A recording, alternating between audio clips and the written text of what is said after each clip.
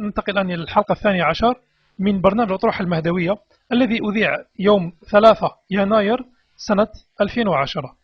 قال كمال حيدري في الدقيقة 6: وكل ما ورد في الصحيحين فهو صحيح ويمكن الاحتجاج به ويمكن تأسيس العقيدة عليه. مثلا عندما ورد في الصحيحين مدح لمعاوية ولأمثال معاوية، فمعاوية وإن كان قد قتل 24 من البدريين ومن الصحابة الكبار إلا أنه يبقى ماذا؟ خلص. يبقى ممدوحا، خلاص يزكيه الصحيح، زكاه البخاري، انتهى القضية.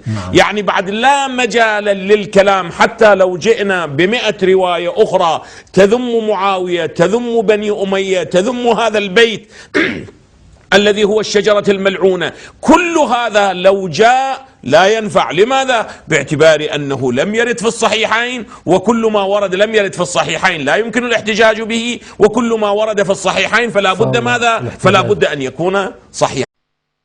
إن مغالطة كمال حيدري لا تنتهي، وردوا عليها من وجوه. أولا، في قوله كل من لم يرد في الصحيحين لا يمكن الاحتجاج به، هذا من الكذب على أهل السنة والجماعة، ولم يقل أي عالم سني أنه الاحتجاج فقط بصحيحي بخاري ومسلم.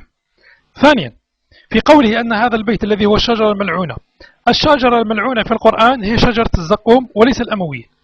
وإن قال أي معاند أنهم الأمويين، جاز لنا أن نسأله أين ذكر الأمويون في القرآن الكريم؟ أين ذكر الأمويون في القرآن الكريم؟ لأن الله عز وجل يقول والشجرة الملعونة في القرآن، سورة الإسراء الآية 60، والشجرة الملعونة في القرآن.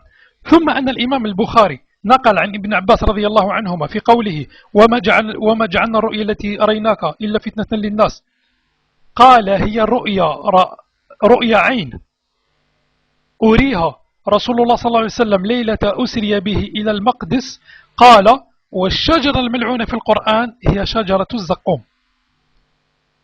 وهذا في صحيح البخاري.